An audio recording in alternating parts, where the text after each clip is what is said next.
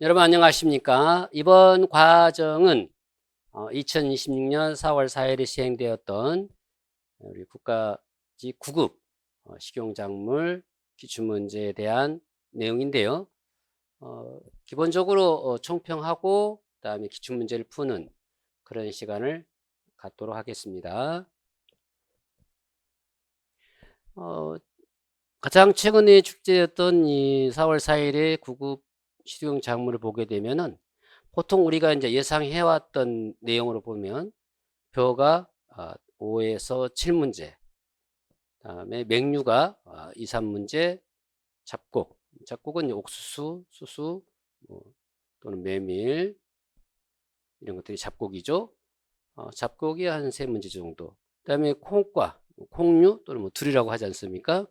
이러한 내용이 보통 한 3문제 정도. 서류, 감자와 고구마를 묶어서 서류라 그래요. 그래서 많이 나오면 한 3문제 정도. 그리고 감자 하나, 고구마 하나 해서 2문제.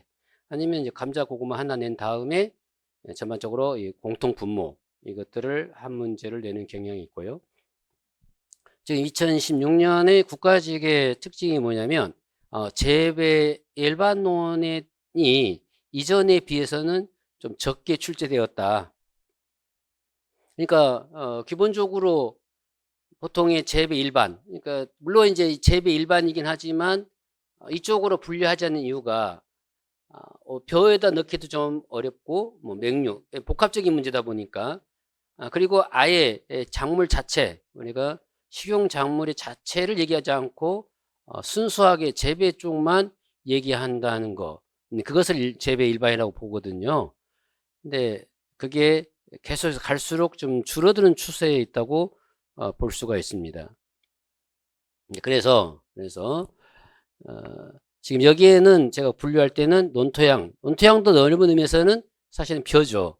벼인데 따로 재배 일반적으로 한번 묶어서 분석을 해 봤더니 이와 같이 이제 문제의 분포도가 형성이 됐죠. 제가 이론 시간이나 문제풀이 시간에도 계속 강조해 왔다시피 벼는 기본적으로 5문항 이상 출제가 되기 때문에 식용작물에서 고득점을 하기 위해서는 반드시 벼는 완전히 터득을 해야 된다 말씀드렸는데 사실은 벼의 범위가 상당히 넓어요. 물론 그 범위로 보자면 다른 작물도 다 마찬가지겠잖아요. 그렇지만 다른 작물에 비해서 훨씬 벼가 세분화되어 있고 또 문제에 대한 출제 경향이 다양하게 출제를 하더라. 아무래도 다른 작물들은 여러 개를 묶어서 하나잖아요. 맹류 그러면은 보리, 밀, 귀리, 호밀 이 4개가 하나의 맹류 속하기 때문에 그것을 각각 낸다면 4문제겠지만 꼭 또 그렇게 하진 않고요. 이렇게 묶어서 내는 경향이 있어서 범위가 좀 좁아지죠. 마찬가지로 잡곡류나 콩류, 그다음에 소류 마찬가지입니다. 그래서 봤더니 어려운 점은 항상 해년마다 한 문제 또 여러분 수험생 여러분들이 느끼시기에는 좀 많은 문제라고 생각이 될 수도 있죠. 그렇지만 제가 때에 따라서는 이제 좀 그냥 눈으로 바로 문제를 풀 수 있는 그런 것도 있지만 또 이걸 하루 분류하기에는 또 고생하신 여러분들에게 또 너무 그렇죠. 위로가 안 될 것 같기도 해서 그냥 중이라고 분류를 했고 조금 어려운 것들이 이제 그다음에 조금 더 어려웠다. 가장 어려운 것을 상으로 분류한 다음에 조금 어려운 것을 중상 이렇게 분류해서 보통의 상이 하나, 둘, 3개지 않습니까? 그래서 이다 보니까 3개 정도가 됐었는데 그렇다면은 이제 뭐 85점이나 90점 맞아야 되겠죠. 항상 말씀드리지만 공무원 시험은 고득점을 해야 되는 시험이다 보니까 수험생 여러분들의 늘 긴장과 스트레스가 있을 거로 생각이 됩니다. 그러나 이왕 공부를 했으니까요. 최선을 다해서 열심히 하다면 그래도 우리가 소개하는 성과, 소개하는 점수는 얻지 않았을까 이렇게 보입니다. 어차피 여기서는 이제 문제가 들어있기 때문에 개별적인 구체사항은 하나하나 보면서 설명드리기도 하고요.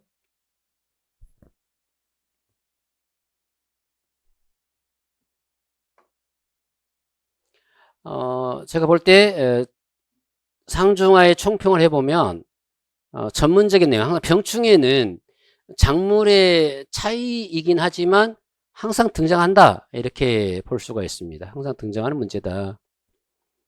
그렇죠? 그래서 제가 항상 이런 시간에도 어렵지만 병충해는 마스터를 해야 된다는 말씀을 드렸고요.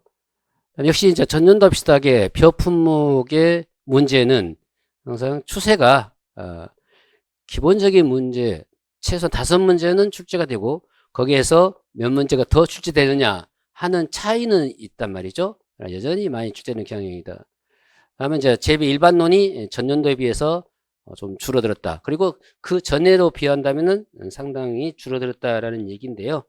사실은 이게 꼭 줄어들었다는 개념도 있겠지만 분류하는 방식에 있어서 이걸 재배 일반으로 놓기 어려워서 그냥 일반 작물에 그냥 집어넣어서 하다 보니까 그런 거지만 역시 재배를 모르고서 식용작물을 고득점하기는 어려우니 재배도 관련지어서 꼭 공부를 하시기 바랍니다. 다행히 재배하고 식용작물은 어차피 재배할 때 식용작물을 재배하고 물론 거기에는 채소도 있고 하해도 있고 그러긴 합니다만은 재배를 하는 것이고요.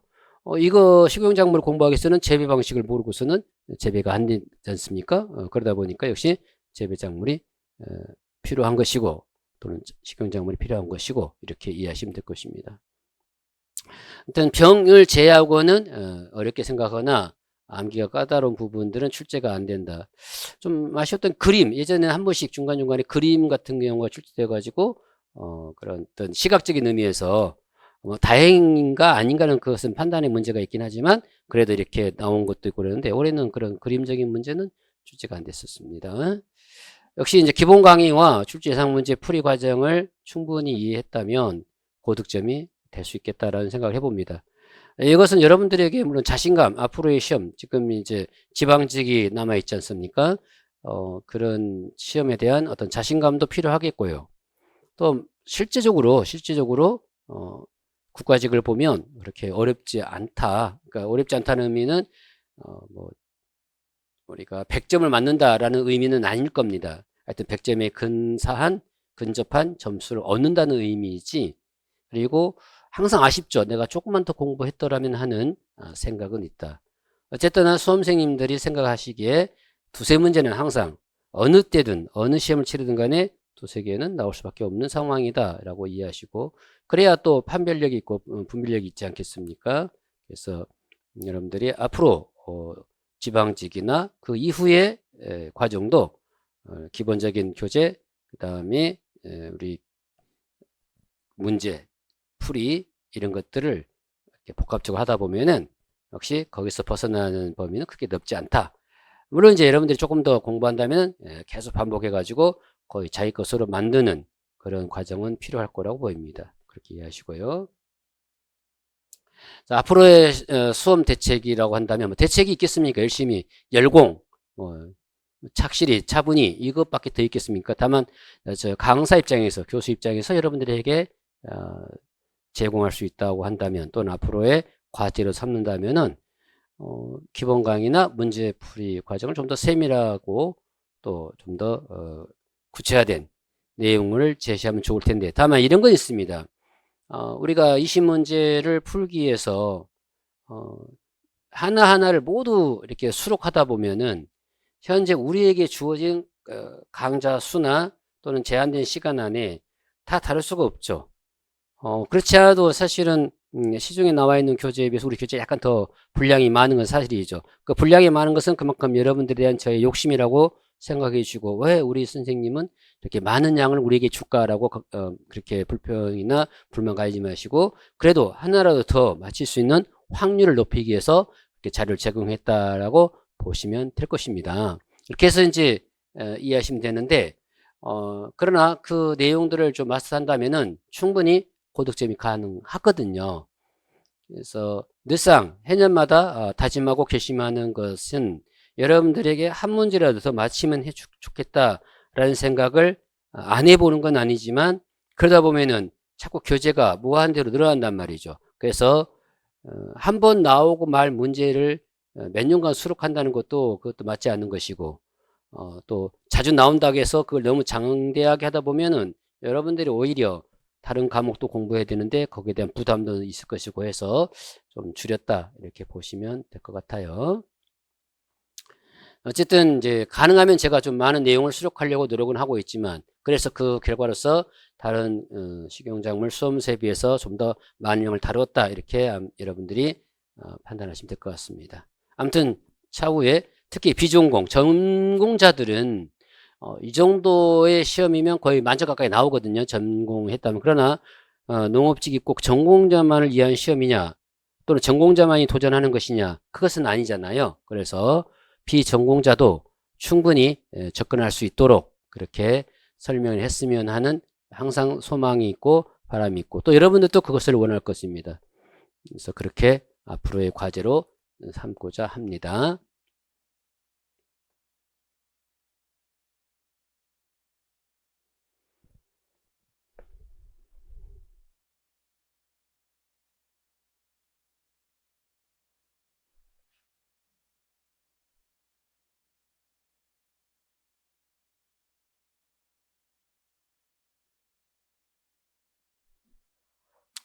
자, 이제 실전에 관계된 문제죠.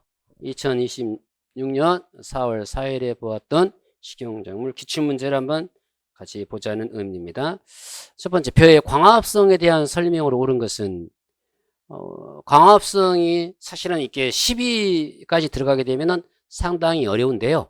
다행히 일반적이고 딱 첫 문제가 풀기 어렵다 하는 정도는 아니어서 물론 이제 공부가 정확하게 되지 않는 수험 선생님들 입장에서는 첫 번째부터 막히네 그럴지 모르지만 약간 상식적인 면도 있어요. 무슨 얘기냐면 첫째, 군락 상태, 집단으로 있는 것이죠. 그러면 군락 상태란 얘기는 잎이 무성하다고 보시면 돼요. 기본적으로 뭐 재식 밀도가 높다 뭐 그렇게도 볼 수 있겠고 그렇죠. 그렇지만 군락 상태에 있는 거라면 재식 밀도 높거나 아니면은 상분무 위쪽이 좀 번성한 그러한 것이다. 엽수가 좀 많은 편이죠. 그럴 때 상위 엽의 크기가 크고 중첩되면 수광에 유리하다. 이거 좀 이상하죠. 왜냐하면 상위 엽의 크기가 크면은 위에서부터 아래로 쪼여지는 빛이 하부까지 전달이 안 되죠. 그럼 결국 어떻습니까? 수광에 불리하겠죠. 특히 중첩됐다면은 하부 쪽에 있는 잎은 거의 광을 받지 못하는 현상이기 때문에 이것은 틀린 진술이다 이렇게 볼 수가 있겠습니다. 단위 면적당 광합성 이것은 이제 조금 어려울 수 있는데요. 단위 면적당 광합성의 최대일 때가 언제냐 하는 건데요. 이것은 출수기 이후다 아니에요. 그래서 출수기 이후가 아니라 출수기 전에 그렇죠. 최대가 되기 때문에 이후에는 단위 면적당 광합성 능력은 떨어진다 이렇게 볼 수 있습니다. 3. 같은 품종이라도 최적 연면적 지수는 광을 있다. 그렇죠. 품종이 같더라도 그 작물이 자라는 상태, 기후 이런 것들에 의해서 어떻습니까? 이 최적 연면적 지수는 달라질 수 있다라는 것은 기본적으로 맞는 진술이고요. 4. 군락의 광포화점. 보상점이 있고 포화점이 있는데요. 군락이니까 역시 집단으로 되어 있는 상태잖아요. 집단으로 되어 있는 상태에서는 잎이 무성한 경우가 무성하지 않는 경우에 비해 낮다. 이건 반대로 설명되고 있죠. 그래서 기본적으로 이제 광포상점이 빨리 도달해야 되고 광포화점이 오랫동안 지속이 돼야 되는데 그래야 광합성 효율이 높은데 그렇죠. 잎이 무성하다면은 수강 상태가 좋지 않잖아요. 수강 상태가 좋지 않다. 수강 태세가 좋지 않다. 무성한 경우는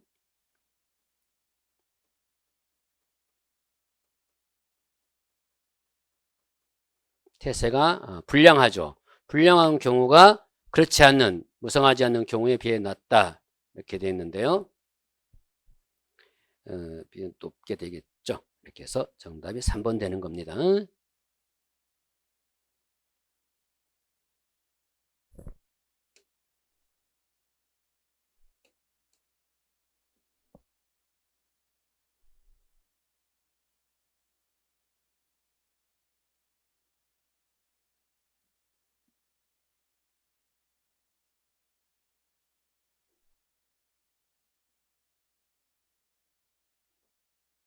자, 2번 호밀의 재배 환경에 대한 설명을 오는 것은 실제 맹류 중에서 호밀이 등장을 하죠. 그러니까 다 등장해요. 밀이나 보리나 호밀이나 귀리가 다 맹류이기 때문에 사실 일반적인 시험일 때는 보리나 밀이 더 많이 나오죠. 이렇게 시험이다 보니까 호밀도 이렇게 등장하더라. 옳은 것인데요. 평균 지온이 4, 5도일 때 밀보다 발화가 느리다. 호밀은 밀보다 발화가 좀 빠르죠. 이 임의 좀 애매해요. 사실은 이 알칼리성 토양에 잘 적응하지 못한다. 보통의 맹류는 귀리는 좀 이렇게 범위가 넓은데 호밀도 알칼리성 토양에 잘 적응하지 못하는 면도 일부 있어요. 그러니까 중성이나 약산성 이쪽에가 더 잘 적응하기는 합니다. 그러나 알칼리성 토양에 잘 적응하지 못하는 것은 어느 정도 보통 수준이다 보니까 꼭 맞냐 틀리냐 하는 것은 약간 세모일 수 있다. 그러나 확실한 걸 찾아내야 되겠죠. 겨울철 온도가 영하 20도 지역에서 월동이 불가능하다. 보통의 호밀은 내한성이 강하기 때문에 겨울철 온도가 낮더라도 월동이 가능합니다. 4. 강우 분포가 좋을 때 연 강수량이 500mm 이상이면 정상적인 생육이 가능하다. 이게 맞는 진술이죠. 그래서 사실 이 2번은 약간 세모의 형태. 그래서 4번이 없다면은 사실은 2번도 어느 정도 가능성이 있죠.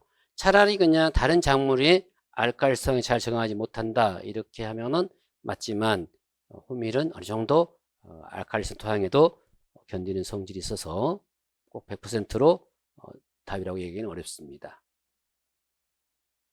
3번 메밀에 대한 설명인데요. 메밀에서 빠질 수 없는 것이 루틴이죠.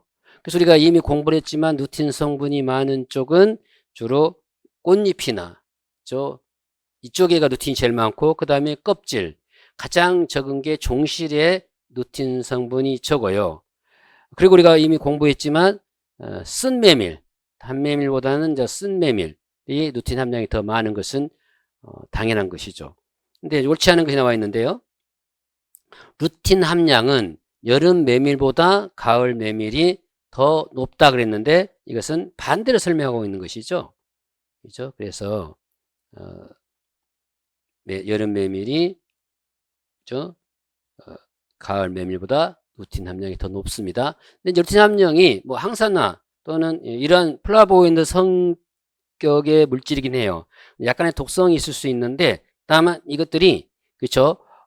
좋은 성분을 얻기 위해서는 조심해야 할 게 뭐냐면 이게 열에 좀 약해요. 왜냐하면 효소가 열에 약하기 때문에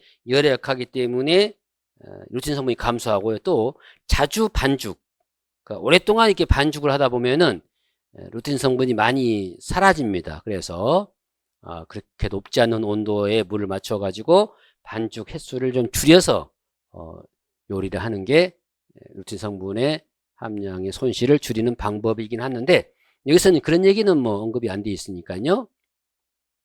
생육 조건은 20도에서 31도이지만 서늘한 기후가 안 맞은 거 맞고요. 암술의 밑부분에 작은 홍 모양의 황색 밀선, 다시 말해서 꿀을 발산함으로 이렇게 수분이 도와주는 축매 벌들이 날아와서 이렇게 수분을 도와주는 역할을 하죠. 자, 보통 메밀은 타가 수정을 하며 이형예 그렇습니다. 그래서 우리가 장주와 단주와 장주화가 서로 잘 되는 그러한 이형예 현상을 보이는데 사실은 시험은 원래 이형예로 내야 되지만 여기서는 조금 더 좀 쉽게 여름 메밀과 가을 메밀의 루틴 함량으로 시험을 낸 것입니다. 정답은 1번 되겠습니다. 벼의 잎과 줄기 생장에 대한 설명이 옳은 것인데요. 잎에서의 기공수, 기공을 통해서 우리가 광합성도 하고 그렇죠. 또 증사작용도 하지 않습니까? 기공수는 상위 엽일수록 적다라 했는데 그렇지 않죠? 많습니다. 줄기에 있는 통기강은 공기가 통해지는 그렇죠? 통해지는 그러한 일종의 빈 홀이라고 보시면 돼요. 그런데 이러한 통기강은 하위 절간보다 상위 절간일수록 잘 발달했는데 통기관이 왜 필요한 거냐면 공기가 지하부까지 쭉 내려가야 돼요. 잘 통해야 돼요. 더군다나 뿌리는 물속에서 생장하기 때문에 만약에 외부로부터의 물이 침입되면 안 되잖아요. 그래서 일종의 수베린 성분, 흔히 리그닌화인데요. 보통의 뿌리 그러면 수베린 성분인데 보통의 시험에서는 수베린 또는 슈베린이라고 많이 얘기하더라고요. 근데 정확한 명칭은 수베린입니다.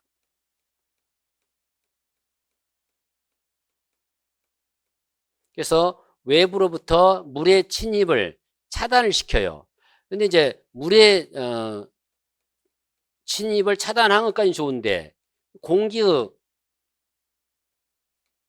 차단까지, 공기 유입의 차단까지 되니까 문제가 될 수가 있는 거잖아요. 그럼 어쩝니까? 바로 위에서부터 내려오는 통기강, 다시 말해서 통기 구멍이 형성해서 이렇게 수분이 아래로 잘 통해된다는 것이죠. 그렇다면 결국은 통기강은 하의 절간이 더 발달해 있다고 볼 수가 있죠. 아래쪽에가 통기강은 필요한 거예요. 산소 공급을 위해서. 그다음 벼의 출엽 주기. 벼에 우리 지금 굉장히 강조를 많이 했죠. 이런 문제는 좀 쉽게 맞춰줘야 되는 거예요. 출엽 주기가 됐을 때 영양 생장기가 생식 생장기보다 길다 그랬는데요.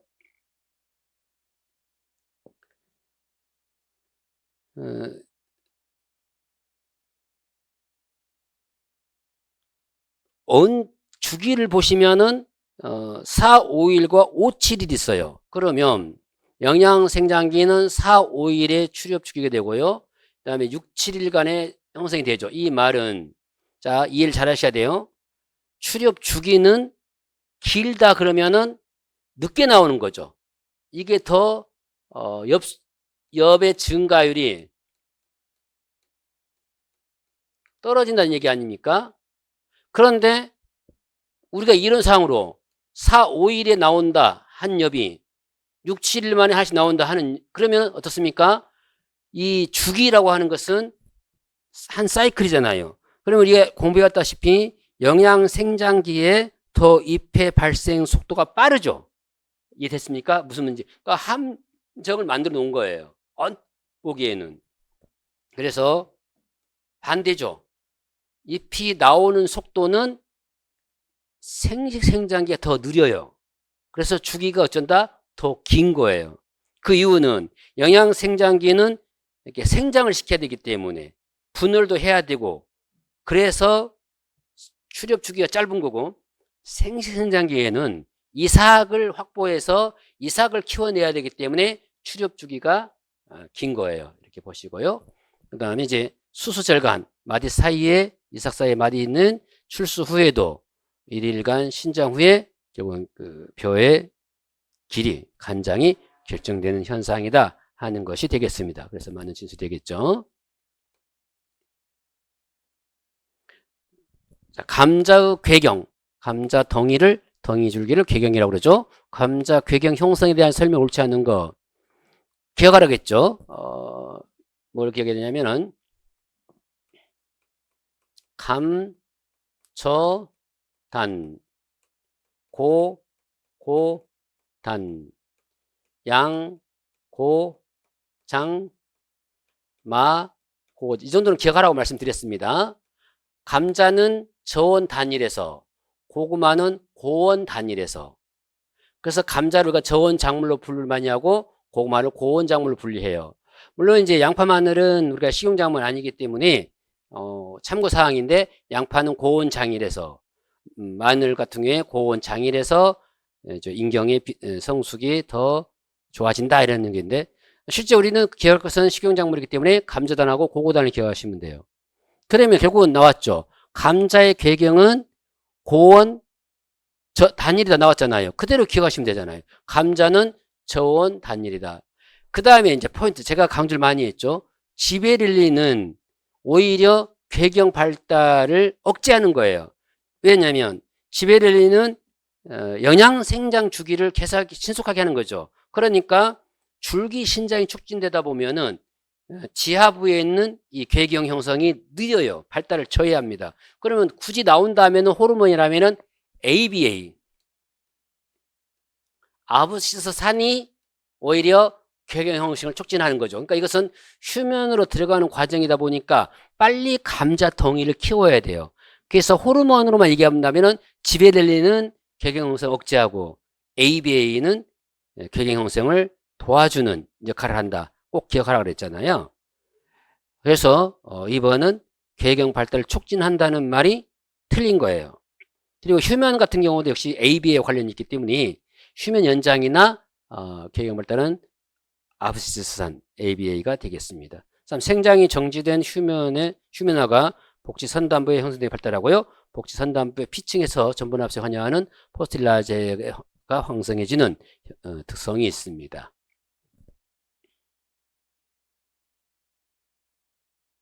벼의 수량 구성서. 이건 뭐 항상 나온다고 말씀을 드렸죠. 수량 구성서인데 이삭이 많아지면 일영화수는, 그러니까 상대적이죠. 항상 어떤 게 많아지면 어떤 게 줄어드는 거죠. 만약에 한 벽시 안에 등수 비율이 높아지면 전체 수량은 늘겠지만 또 그러다 보면은 맺혀지는 개수가 적어지고요. 이런 것들입니다. 이 단위 면적당 영화수가 증가하면 등수 비율이 낮아진다.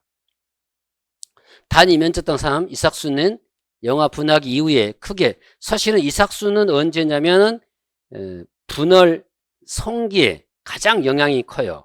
오히려 영화 분화기 이후에는 이삭수는 크게 영향을 받지 않습니다. 이삭을 얘기하는 거니까 그 이전에 발생하는 거예요. 그래서 잘못된 지는 3번이죠. 4. 등숙 비율은 감수 분열기, 출수기 및 등숙 성기에 저하되기 쉽다.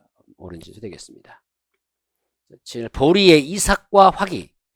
좀 어려운 것은 사실은 이삭과 화기는 암기사항이다 보니까 약간 어려울 수 있어요. 근데 역시 그런 게 어렵다고 하면은 각 작물들의 이삭과 화기에 대해서는 따로 정리를 해서 예와 두셔야 되겠죠. 1. 보리의 소수는 무병으로 한 개의 꽃만을 가지고 있다. 이 한마디에 있는 6개의 꽃이 다 같이, 그러니까 6개니까 6줄 보리 아니에요. 원래는 3개예요. 3개가 있어요. 그래서 양쪽에 3줄씩 달리는 겁니다. 양쪽에 3개씩.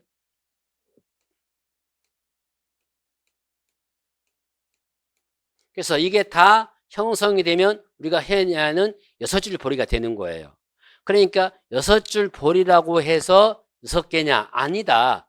3개가 되는 것이죠. 그리고 그래서 이게 다 완전히 임성을 가지면 6줄 보리가 되는데, 그러면 2줄 보리는 뭐냐? 이 3개 중에 2개가 태화를 해요. 그러면 한 줄이 남겠잖아요. 근데 한 줄이 쌍이에요. 그러니까 한 쌍이 있으니까 2줄이 되겠죠. 그리고 6줄 보리는 3개의 쌍을 가지고 있어서 3개의 쌍이 다 형성이 되면은 6줄 보리가 되는 것이고요. 그래서 그것을 잘 기억하시면 돼. 3줄씩 있으면 6줄 보리. 3개 중에서 2줄이 태화하면은 2줄 보리가 된다. 이렇게 보시면 되겠습니다. 자, 까락은 그렇죠. 보리나 밀에서는 중요하다고 그랬죠. 그래서 까락이 있으면 수발화가 많이 생기긴 하지만 그렇습니다. 광합성량 때문에 굉장히 검을 생산하는 유리한 게 까락이더라. 그냥 생기는 까락이 아니다 이 말이죠. 나름대로 다 역할과 기능이 있다 이렇게 보시면 되고요. 콩의 용도입니다. 콩의 용도에 대한 특성으로 옳은 것은 콩나물콩은 콩의 종실이 잘고, 그쵸?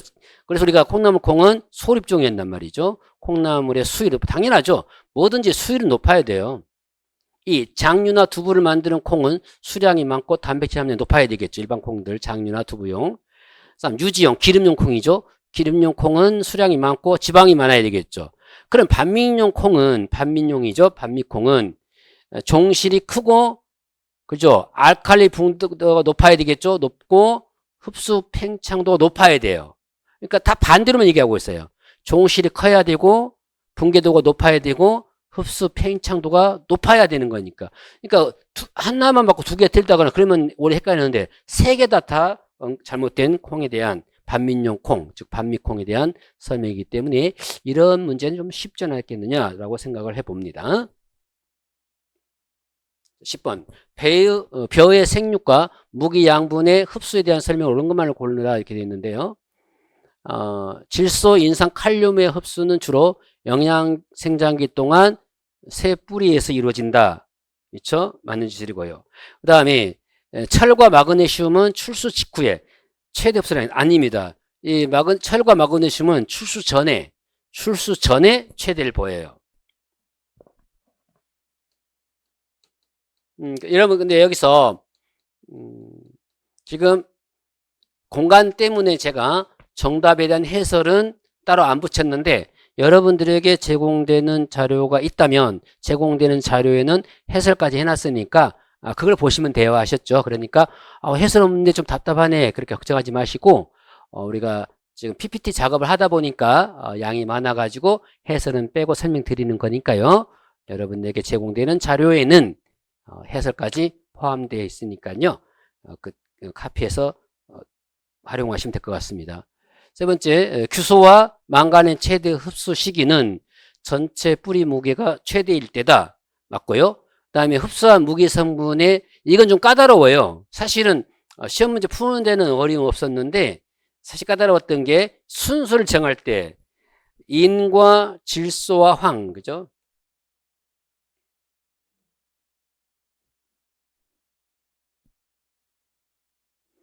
음,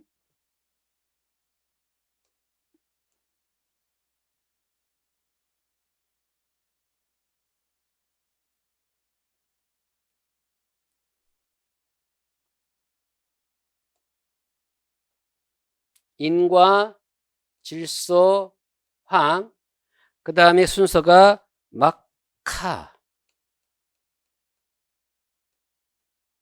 왜냐하면 칼슘이 이동 속도가 제일 느리거든요.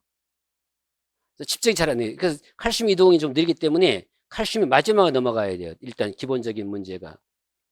그래서 약간 중간에 순서가 맞는 경우도 있고 흐트러져 있는 경우도 있는데 그렇죠? 이 자체 놓고 순서 정해본다면은 인, 질소, 황, 마그네슘, 칼륨, 칼슘이 제일 뒤로 넘어가야 되는 겁니다. 역시 해설되어 있으니까 봐두시면 됩니다. 수수의 이용에 대한 설명을 취하는 거. 찰수수는 매수수에 비해 찰기가 있으나 맞죠? 단백질과 지질의 함량 이게 틀린 거예요. 그러니까 잘 나갔다가 뒤가 틀린 거죠. 찰수수는 매수에 비해서 찰기도 있을 뿐만 아니라 단백질과 지질의 함량이 높기 때문에 식용이에요. 그럼 매수수는 그러한 성분이 약하기 때문에 보통 사료용이나 주정용으로 사용을 합니다. 그래서 단백질 함량과 지방 함량이 높다 이래야 되는 것이죠. 틀린 거고요. 나머지 맞는 진술이죠. 풋배기한 수수에는 청산. 그래서 조심해야 할 게 풋배기한 청산이 있기 때문에 생초를 사료에 동물에게 사료를 주면은 독성이 생겨요. 그러면 엔실리지 즉 사일로를 만들면 돼요. 그런데 시험에 간혹 또 나올 수 있는 게 그렇기 때문에 사일리지용으로 적합하지 않다. 아니에요. 생초는 독성이 있기 때문에 사일리지용으로 해서 먹이로 제공하는 겁니다. 그래서 거기까지 같이 기억해 두셔야 돼요. 사료용 탄닌 함량이 적은 백색잎이 갈색잎보다 유리하다. 당용 수수의 당분은 줄기에 많이 함유되어 있죠. 조파할수록 높아지는 성향을 가지고 있다. 맞는 진술입니다. 1번만 틀렸어요. 맹류의 수바라. 맹류하고 벼하고 가장 큰 차이가 뭐냐면은 벼는 조생종인 수바라가 빨리 생겨요. 그런데 맹류는 만생종인 수바라가 잘 생겨요. 그걸 꼭 제가 이런 시간에 설명을 드렸죠. 수바라의 문제는. 그리고 벼는 고온 다습에서 수바라가 많이 발생해요. 근데 맹류는 저온 다습에서 많이 발생을 해요. 왜냐하면 생육 환경 때문에 그렇습니다. 벼는 고온 작물이기 때문에 고온이 됐을 때 다습하면은 수바라가 발생하고 맹류는 가을에 파종해서 이듬해 봄 6월에 5, 6월에 수확하잖아요. 그러니까 저온성 때문에 추파성이 춘파로 바뀌는 이런 추파성 때문에 저온일 때에 수바라가 발생합니다. 최소한의 조생종과 만생종을 구별해 하셔서 수바라의 설명에 대해서 방지하려면 첫째, 밀에서는 전립종이 백립종보다 수바라의 기능이 있다. 이렇게 반대로 설명되어 있고요. 이삭의 털, 까랑이 많으면 수바라가 크죠. 출수 후 20일경에 0.5에서 1%의 말레릭 하이달, 이것을 MH, 마하라고 부르지 않습니까? 이것은 일반적으로는 감자나 양파 이런 데는 맹아 억지제 사용해요. 싹이 트는 걸 방지하는 겁니다. 그러니까 맹아 억지제이기 때문에 이렇게 맹류에도 사용할 수가 있는 거예요. 그래서 억제 효과가 있습니다. 자, 예방을 위해서는 조숙종을, 그러니까 조생종을 재배해야 돼요. 벼라면은 반대입니다. 수발화를 예방하기 위해서 벼 같은 경우에는 만생종을 재배해야 된다는 것이죠. 그것이 좀 차이점이기 때문에 그것만 잘 정리하시고요. 13번 땅콩. 땅콩은 지방이 많죠. 그런데 지질 함량은 그래서 43에서 45까지는 맞아요. 문제는 단백질 함량도 많습니다. 단백질 함량이 대략 20, 30%예요. 그래서 단백질 함량 때문에 1번이 틀린 겁니다. 잎과 줄기는 건초나 녹사료로, 깍지는 제지 원료 사용된다. 지방산 조상은 그쵸, 땅콩이 지방산이죠. 원료산이 가장 많고 그 다음에 늘레산이나 팔미산 순이다. 기름은 비료 제조나 기계유, 윤활 등 공업용으로 이용하죠. 그러니까 용도야 우리가 땅콩 기름으로 식용 가능하지만 때에 따라서는 또 이렇게 공업용, 산업용으로도 충분히 활용이 된다. 이렇게 보시면 될 것입니다. 기본적으로 먹을 수 있으면 먹어야죠. 감자의 병. 조금 어려웠던 게 감자의 병 아닌가 싶은데요. 역병은 곰팡이 맞습니다. 특히 우리가 탄노역, 탄저병, 녹균병, 역병은 곰팡이잖아요. 품마른병은 세균성 병 맞습니다. 둘레썩은 병은 세균성이에요. 그래서 곰팡이가 일단 틀린 겁니다. 니일번의 견무니, 윤문병 같은 것이죠. 이것은 곰팡이입니다. 세균이 아닙니다. 그래서 약간 어렵긴 했지만 이게 바뀌어 있는 거예요. 둘레썩은 병은 세균, 그 다음에 겹둥근은 곰팡이, 균사에 의해서 이루어진 것이기 때문에 그래서 맞는 것은 기역과 니은인 1번이 정답이 되는 거예요. 자, 벼의 분월. 분월인데요. 주간 6엽에서 나올 때게 3절에서 n-3이잖아요. n-3만 기억하시면 돼요. 그래서 6이니까 3을 빼면 3절에서 나오죠. 분월 저온에서 주야간 온도초가 클수록 분월이 증가한다. 제식 밀도가 높을수록 분월, 그렇죠. 밀도가 높으니까 많은 개체가 동시에 있으면은 분월수는 줄는 거예요. 그 다음에 직파재배가 이양재배에 비해서 분월수가 반대죠. 왜냐하면 직파재배는 뿌리 생육이 빠르고 그 다음에 손상이 적기 때문에 분월 속도가 빨라요. 그러니까 이것이 차후에 이삭수가 형성되는 건 별개의 문제고 분월수가 가지고 얘기해 본다면은 직파재배가 이양재배보다는 분월수가 더 많고 빠르다 이렇게 볼 수가 있습니다. 정답은 4번이죠. 16번 고구마 재배. 수평 심기. 이게 누워서 심는 거예요. 그러니까 세워 심는 게 아니라 아예 누워서 심게 되는 건데요. 수평 심기는 묘가 크고 토양이 건조해질 때, 왜냐면 건조해버리면은 그 눕혀져 있는 고구마에, 물론 이제 눕히니까 수량이 많아요. 각 줄기마다의 뿌리가 나와가지고 궤근 형성되는 거니까. 그러나 수분이 부족하면은 오히려 수분 스트레스 받겠죠. 반대로 설명하고 있고요. 이 질소가다는 궤근 형성에 비대를 저해하고 칼리가다는 절간율을 저하시킨다 그랬는데요. 실질적으로 질소가다는 궤근의 형성과 비대를 저하고 칼륨 같은 경우에 과다는 절간율. 절간율이라고 하는 것은 고구마의 길이에요. 길이에 대한 비율입니다. 그래서 가로세로 길이에 대한 얘기고요. 3. 엽신의 칼리 농도가 높고 질소 농도가 낮으면 과범무는 질소 농도 높아야 과범무가 되기 때문에 명확하게 3번은 틀렸죠. 질소 농도가 높아야 과범무하기 때문에 그렇죠. 자, 육묘할 때 일조가 과다하거나 수분이 부족하면 묘가 경화되죠. 그래서 궤근 형성이 잘 안 됩니다. 옳지 않은 것은 3번. 질소 농도가 높았을 때 과범무한다는 거. 그렇기 때문에 그로 인해서 동화 양분의 지방 배분율이 낮아지는 현상을 초래하게 됩니다.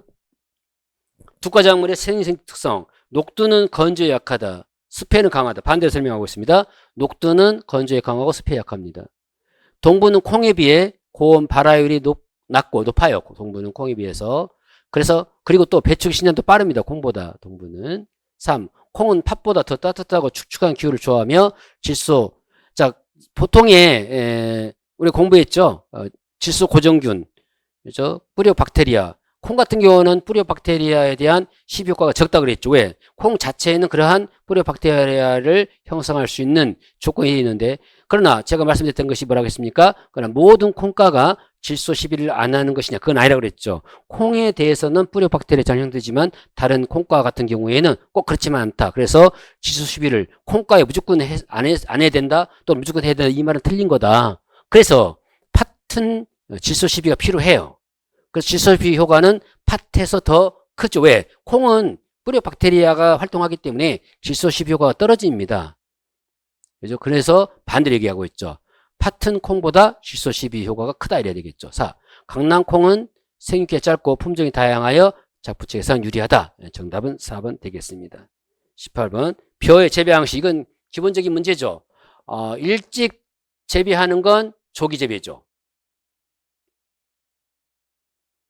그죠? 적기에 파종하여 앞굴에 수확기가 지연됐어요. 그러면 이것은 의도적이지 않는 비의도적인 늦은 재배죠. 그걸 만식이라고 그래요, 반대로. 그 다음에 이모작을 위해서 계획적으로 하는 것은 만기 재배예요. 그러니까 이 두 개는 바뀌어 있는 겁니다. 두 개는 바뀌었어요. 중만생종을 조기에 육묘하고 이양하여 다수확을 목적으로 하는 것은 조식 재배 맞죠? 그래서 맞는 건 그르. 그래서 그르가 2번이 정답이고요. 느드는 반대로 설명하고 있다. 이렇게 보시면 되겠습니다. 논토양 특성. 논토양은 약간 어려울 수 있으나 기본적인 원리를 좀 공부하시면 돼요. 그래서 우리 제 기본 인서를 좀 한 번만 더 충실하게 받으시면 해결 가능할 겁니다. 앞으로 시험도. 미숫답은 논의 계담 역사가 짧고 배수가 불량한 논을 말하는 겁니다. 습답은 지하 수위를 습답이니까 지금 물이 많은 토양이에요. 그렇죠? 그러면 결국은 물이 많기 때문에 지하 수위를 낮추는까지 했는지 문제는 뭐냐면 미숙 유기물의 사용을 줄여야 돼요. 제가 다른 건 몰라도 습답에 미숙 유기물을 사용하는 건 절대 안 된다고 말씀드렸잖아요. 그 얘기를 지금 하고 있는 겁니다. 2번 틀린 거잖아요. 사질답에는 비율을 분시 나눠지죠. 왜냐면 물이 잘 빠지고 영양분 보유율이 떨어지기 때문에 자주 줘야 된단 말이죠. 그래서 완효성, 늦게 효과가 나타나는 걸 지배해야 된다. 자, 염에다 뭐 간척지 같은 데죠. 관계수를 자주 공급하여 제염, 염분을 중화시키고 특히 석회, 고석회 같은 거 이런 것들을 넣어서 중화시킨다고 말씀을 드렸습니다. 정답은 2번 되겠죠. 옥수수, 마지막 옥수수인데요. 옥수수가 항상 어렵거든요. 왜냐하면은 이렇게 교배나 이런 것이 나왔고 어려운데 다행히 이번에 또 옥수수는 좀 쉽게 나왔어요. 마치종, 말이빨이죠. 정보 확질이고 측면은 연질로 수분이 적어지면 정보가 수축한다 그랬는데요. 기본적으로 옳지 않고요. 그다음에 폭립종, 폭렬종이죠. 폭립종 이것은 이제 튀기는 것이죠. 굵고 대부분 연질로 그랬는데요. 작고 경질이어야 되죠. 그래야 튀겨지니까. 감미종 이것은 달콤한 단옥수수 스위트콘. 동화물질인 당류가 전분으로 정화되는 것을 억제하는 주전자다. 아니죠. 이것은 그쵸.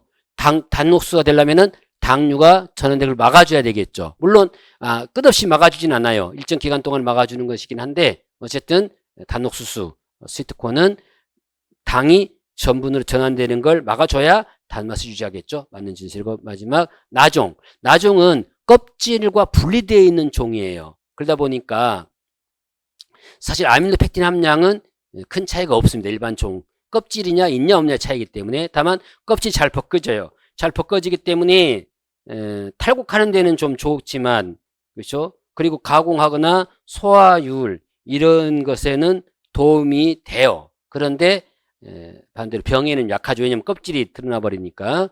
그래서 아밀로펙틴 함량으로 꼭 나종을 정하기는 어렵습니다만 그렇죠. 역시 가장 적절한 설명은 3번이 되겠죠.